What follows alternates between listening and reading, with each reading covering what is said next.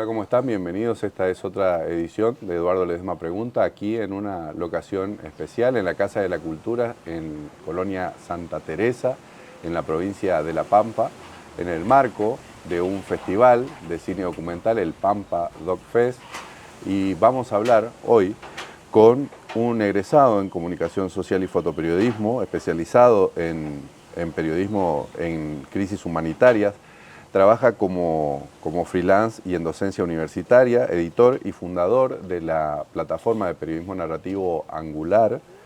Durante los últimos años realizó reportajes para agencias y medios internacionales con el foco puesto en problemáticas sociales latinoamericanas y sus transformaciones. Trabajó también en el mundo, tiene coberturas galardonadas en desastres y crisis por todo el continente. Viajó a Oriente Medio y fue uno de los pocos periodistas de habla hispana en tener acceso a Rojavá, Kurdistán sirio, recién liberado del ISIS, donde documentó la vida de los artistas de la resistencia. Es un gran amigo y hace rato teníamos ganas de entrevistar. Recibimos hoy a Miguel Roth. Miguel, gracias por estar acá, por aceptar esta invitación. ¿Cómo estás? Muy bien, bueno, disfrutando no solo un lindo día, como pueden ver, sino por sobre todo el encuentro entre amigos, colegas, gente que se acerca y que podemos conocer acá también, porque de eso se trata este proyecto, y poder vincularnos y poder encontrarnos, vernos la cara, dialogar. Y como vos lo decías, más allá de la presentación, estaba esperando que dijeras, porque si no suena muy protocolar, que dijeras por sobre todo amigo, ¿no? Claro. Bueno, pero esperá, eso está en la solapa de este libro que ya vamos a hablar, pero primero, digamos, en el gesto, ahí viene el gesto, ¿no? Vos sos una persona que convocás justamente por tu don de gente, esto yo supongo que te lo dicen, somos amigos además, pero si vos a un extraño, a un tercero, le tenés que decir quién sos, ¿quién sos? Es buena esa pregunta. No, la verdad que no me la habían hecho antes así. La he pensado, porque viste que te toca muchas veces describirte y desde ese lugar, cuando me pienso y he probado formas de explicarme, digo, ante todo, quizás soy patagónico y eso me define mucho. No pongo un lugar específico de la Patagonia porque me gusta justamente identificarme como Como una una región. región. Y además porque me he movido, y mi familia se ha movido bastante, son más bien nómadas, como los ancestros de parte materna. Y al mismo tiempo también lector, me gusta definirme como lector, siendo que me encanta, y creo que en la práctica del oficio que me dedico al mundo del periodismo, de la comunicación, me gusta mucho escribir. Solo que, viste, nos pasa también, lo hemos hablado algunas otras veces fuera del micrófono, esto de definirse como escritor a veces suena muy grandilocuente. Qué curioso que sea así, ¿no? ¿Por qué nos puede resultar tan pesado esa etiqueta o ese título cuando hay otros rubros que lo sienten como un honor decirlo y que incluso si no lo llamás en vez de su nombre, como le decís, ingeniero, médico, si no le decís, se pueden ofender. Claro. Y a nosotros nos cuesta tanto siendo que nos dedicamos a eso, ¿no? Pero he optado por alguna vez presentarme como un lector, porque también, ¿no? Le escapamos a eso y no nos definimos como lectores, como si no fuese también un campo, O ¿no? tal vez Un oficio. incluso más importante, ¿no? Y Porque mucho más complejo también, quizá.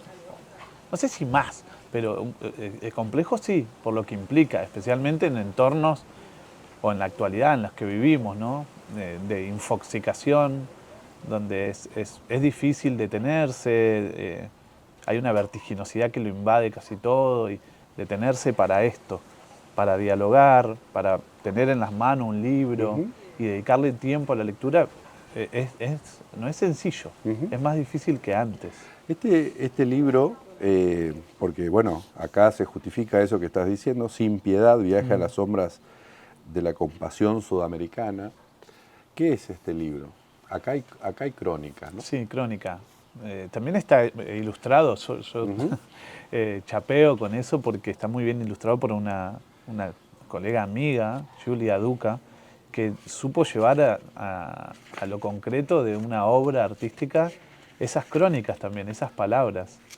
Yo le iba contando al respecto y también le mostraba algunas imágenes porque me dedico al mundo de la fotografía, el fotodocumentalismo y le contaba para que tuviera referencias, pero traducirlo a eso, las palabras a estos dibujos, a estas ilustraciones, no es tan sencillo y ella lo supo hacer muy bien y me sentí muy cómodo con eso.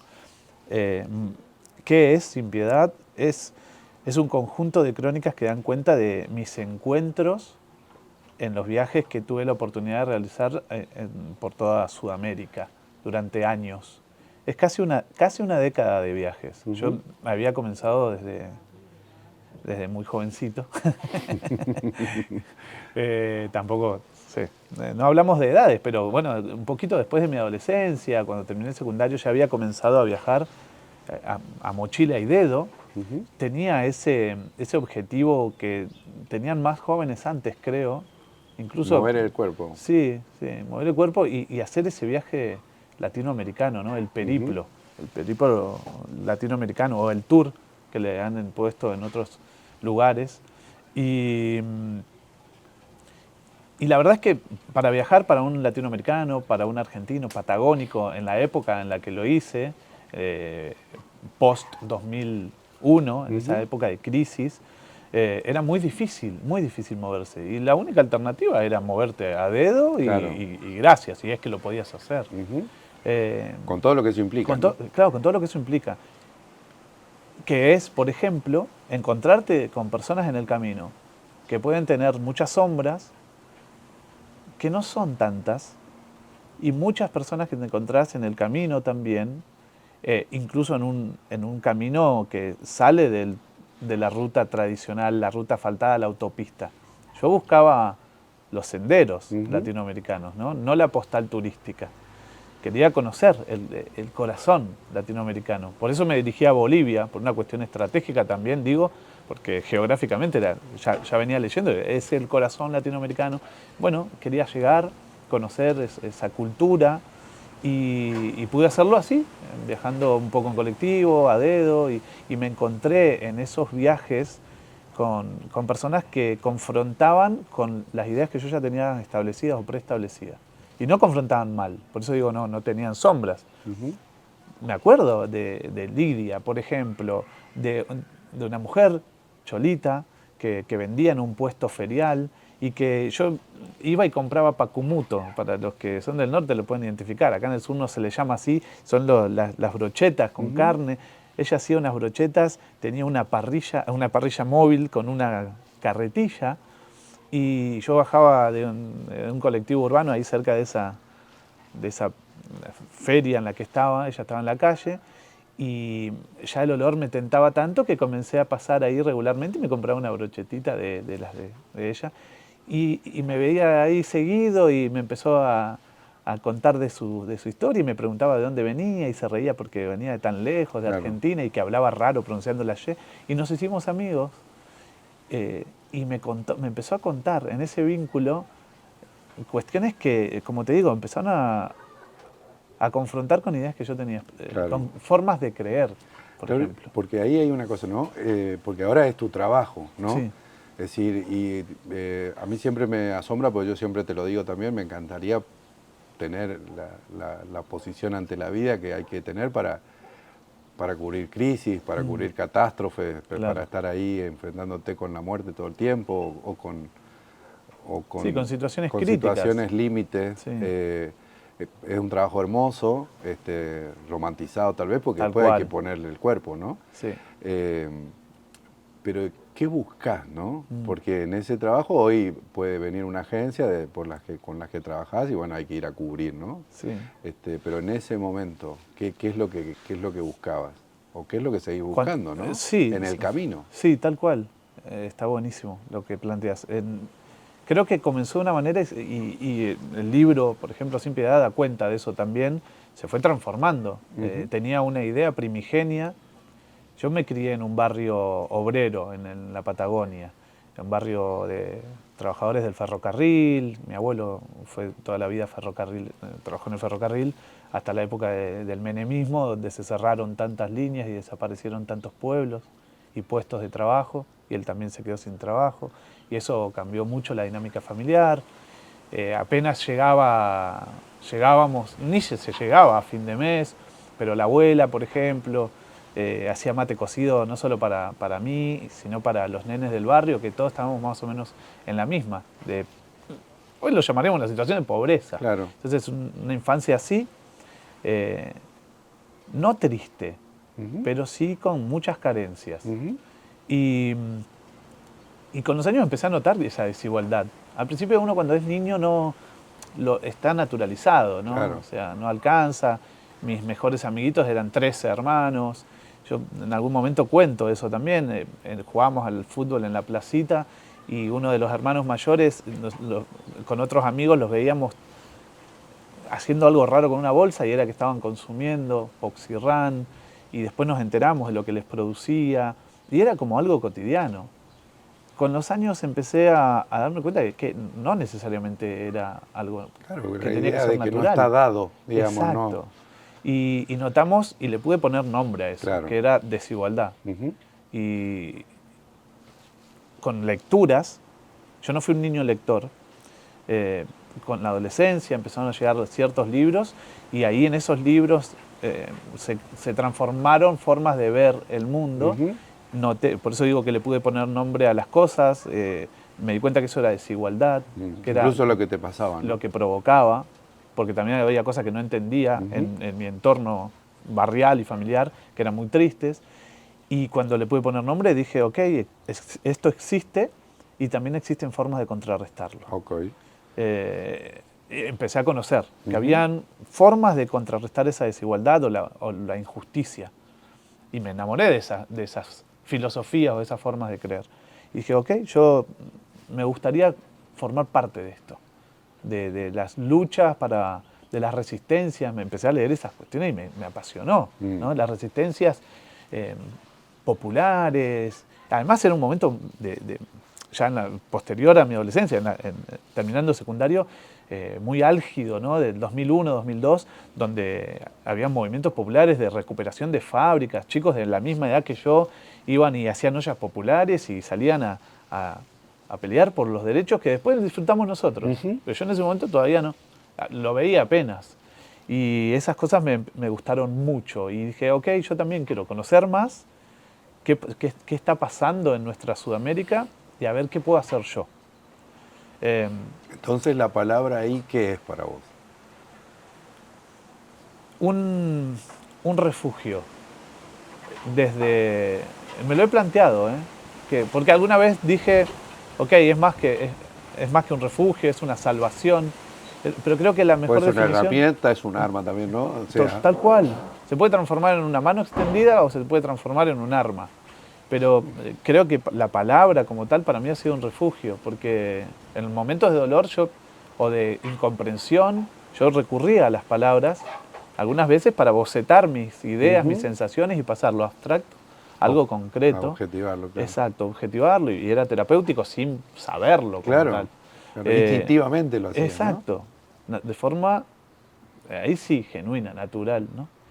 Y después vi que eso también podía colaborar para con otros que pasaban por algo similar.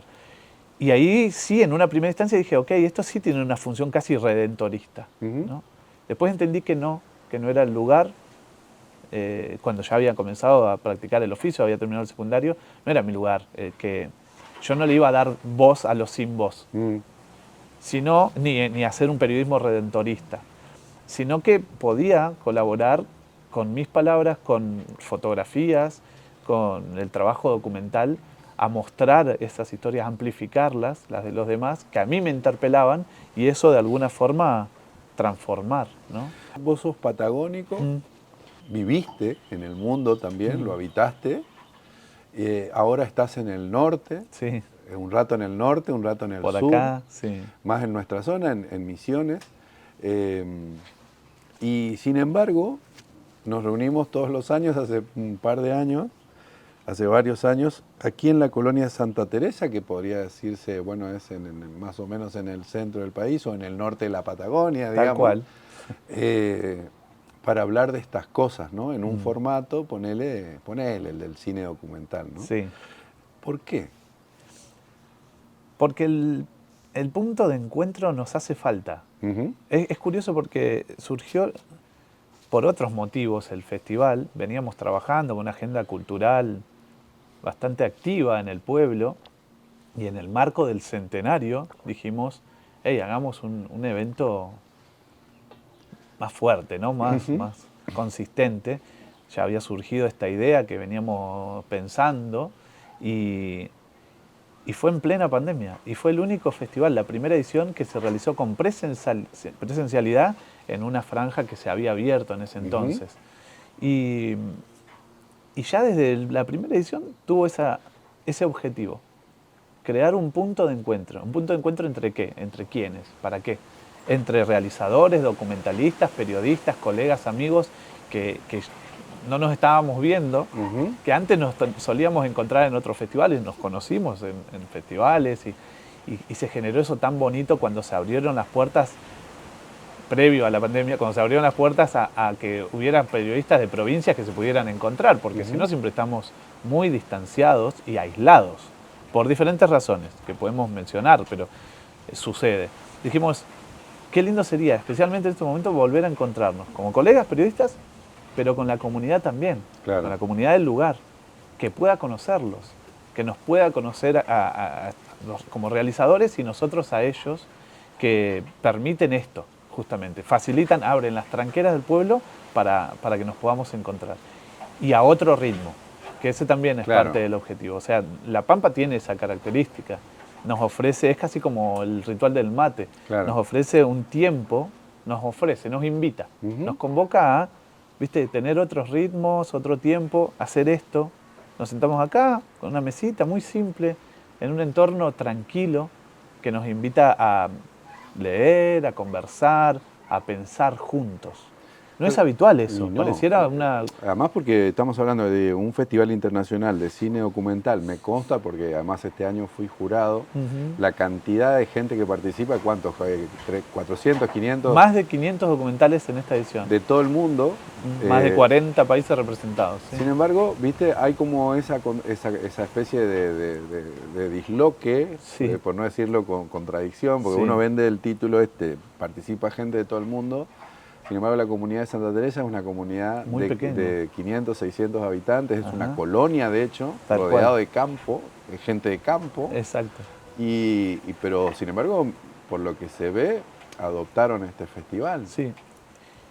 Lo adoptaron como primera idea en aquella primera edición, sería, y luego lo gesta la comunidad. O sea, si no es Santa Teresa protagonista del festival, no se puede llevar a cabo. Claro. Porque hay un montón de elementos que por ahí no solo es una cuestión de convocatoria, sino de crear el evento como tal, ¿no? Con la disponibilidad de espacios, con las comisiones de todo el pueblo, que representan a todo el pueblo. Claro.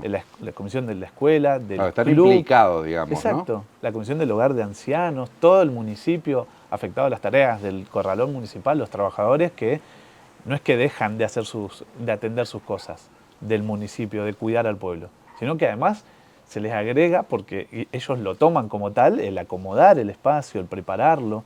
Si después lo pueden ver, el pueblo está muy, muy cuidado, ¿no? Y no es solo por el evento, es durante el año, justamente por este motivo, porque el pueblo pone mucha atención como comunidad a cuidarse, a cuidar al entorno y al mismo tiempo cree en esto. Claro que hay una construcción, no vamos a idealizar, hay toda una construcción detrás. Es una comunidad rural, distante, que por muchos años también sufrió las crisis que nos han atravesado como sudamericanos, como argentinos, como provincia. Entonces no estamos aislados de eso, estamos aislados físicamente, si se quiere. Porque ahí hay una logística también, hay que llegar hasta acá. Sí, y es complejo. Y ahí, déjame que te lo diga, porque era acá cuando iba a decir esto, pero acá hay una cosa también que tiene que ver con tu trabajo de gestoría, podríamos decir, de gestoría cultural, porque realmente es muy difícil de llegar. Las conectividades aéreas son muy, muy difíciles, Sí. las conectividades terrestres también. También. Eh, entonces hay que estar acá, hay que tener ganas de estar acá. Sí. Y viene gente muy importante acá. Sí, sí. Y vos como, porque muchas de esas cosas también nace, hay un equipo, está la Claro. gente implicada, todo, pero hay alguien que está pensando y ese sos vos, ¿no?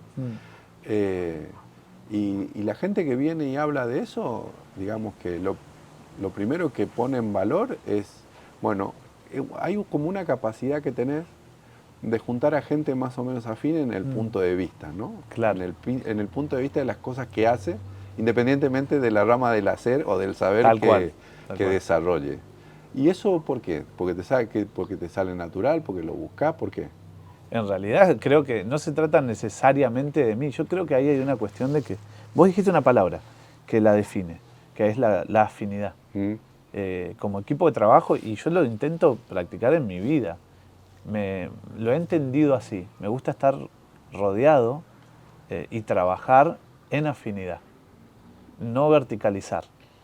Que sea lo más horizontal posible en todo sentido, ¿no? En todas las relaciones. Cuando se verticaliza se limita el diálogo. Ahí es claramente una cuestión muy personal, ¿no?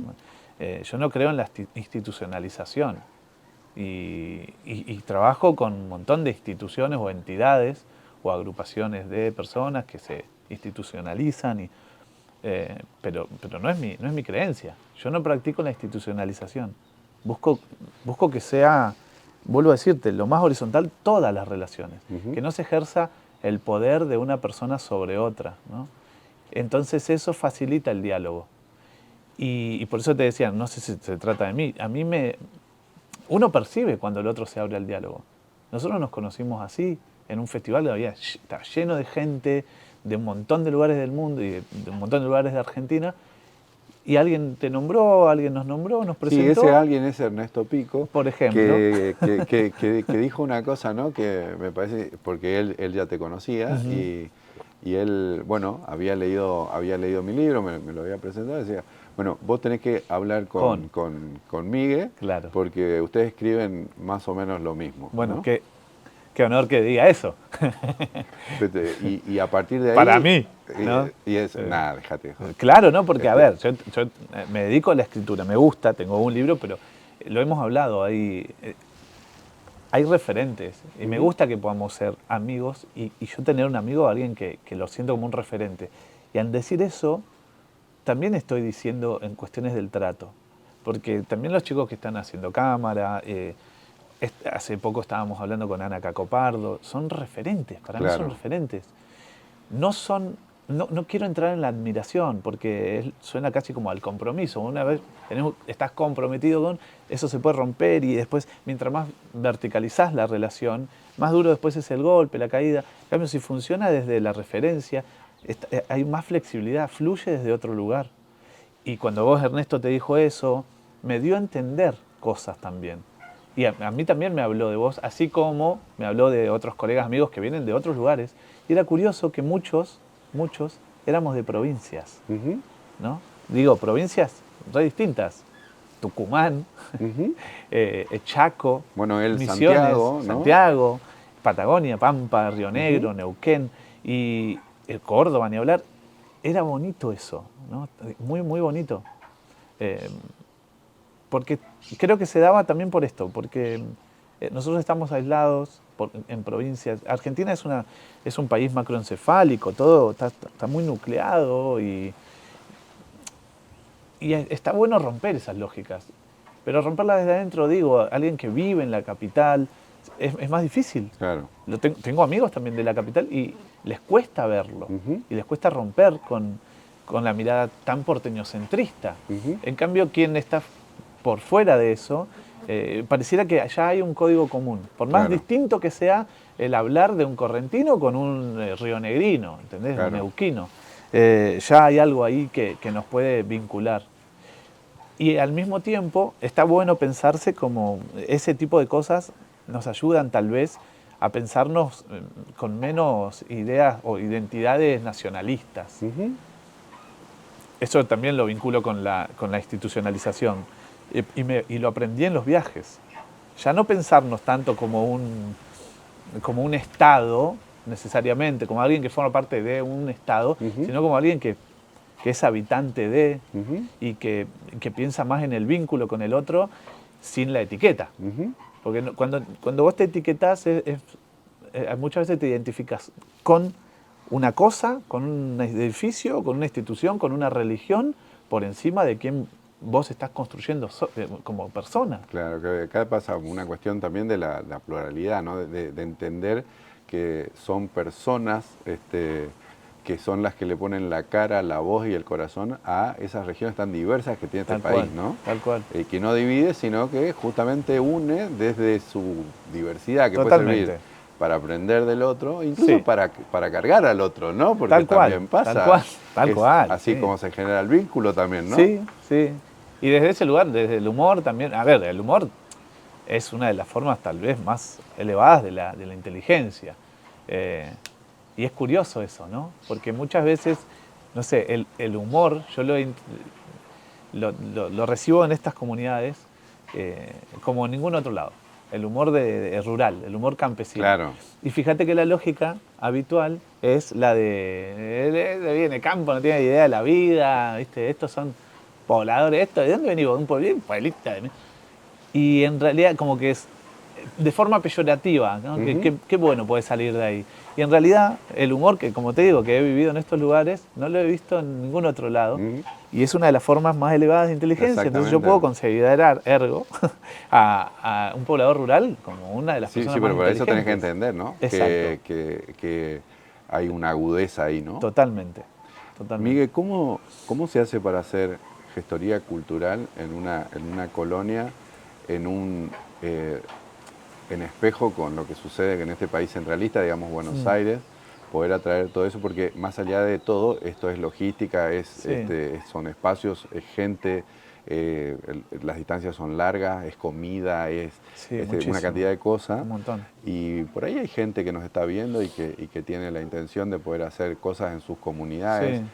Este lugar, este festival le da mucho espacio a la ruralidad porque justamente está respetando la identidad del entorno. Entonces se puede como asimilar a proyectos que se pueden estar gestando o haciendo en lugares marginales, periféricos, etcétera, ¿no? ¿Cómo de tu expertise, ¿no? Porque acá también se aprenden cosas, ¿no? Claro, claro. Que decís, bueno, mira, es por acá, hay estas cosas hay que tener en cuenta. Hay dos cosas ahí. Me parece fundamental esto que decías al último. Se van aprendiendo cosas. Hay una construcción constante. Y somos conscientes de que hay una construcción. Venimos hablando, ahora estamos en pleno festival y estamos diciendo, ok, si esto continúa, si le podemos dar continuidad, vamos a mejorar esto. Probablemente en diálogo con la comunidad, con ustedes, vamos mejorando cosas, ¿no? Y tenemos la disposición en la construcción. Ese es el objetivo. Por otro lado, en cuanto a lo del expertise, no estoy seguro quién lo dijo, pero hablaba de la lógica de la confianza. La escuchábamos a Ana Cacopardo que lo mencionaba. Que hoy por hoy hay que construir más en nuestros quehaceres, no importa el oficio. Lo importante que es construir la confianza, porque se ha perdido muchísimo. Y yo creo que las cosas acá se pueden realizar porque hay confianza. Yo confío plenamente en lo que me dice el administrador del pueblo, el que está como responsable de finanzas. Confío plenamente en Rauli, que es el intendente. Confío de la misma manera, plenamente, en Lili, que es una vecina, que se encargó de contactar a otros vecinos para un taller. Yo confío realmente en su palabra. Y eso es algo que yo aprendí acá. Hace unos años, viviendo en el entorno, comencé a considerar la posibilidad de que como familia tuviéramos algo, un espacio de tierra. Como dice Carrer, un lugar al cual volver. Porque tengo esa pulsión nómada, pero me parece importante la raíz, ¿no?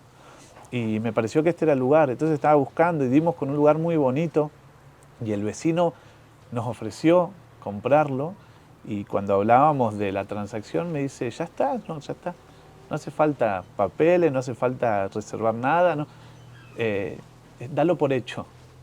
Y yo, no, después hicimos los papeles de todas maneras, ¿no? Porque seguimos conversando. Pero él me dice, acá se cree en la palabra. Vos construiste tu palabra, yo construyo la mía. Y acá se cree en la palabra. Después, por eso también en las comunidades rurales, cuando vos faltás a tu palabra, hay tanta afección comunitaria, ¿no? El mentir, el engañar, en las tantas formas de violencia que se generan por faltar a la palabra, ¿no? Para mí es súper importante la construcción de la confianza en lo cotidiano. Yo voy al almacén, puedo estar media hora conversando para comprar pan nomás, pero porque allí se dan esos momentos de intercambio que me permiten conocer lo que le está pasando al otro y que el otro me conozca a mí. Dialogar, algo tan básico como eso. Y es justamente ahí donde se construye o se destruye la confianza. Ojalá que este festival tenga larga vida, Miguel. Muchas gracias. Ojalá, gracias. Gracias a vos. A ustedes también, gracias por estar ahí. Recuerden que este y los demás episodios se pueden ver en los repositorios digitales eduardoyolmedoledesma.com, del diario El Litoral, y todas las semanas por este canal. Muchas gracias y hasta la próxima.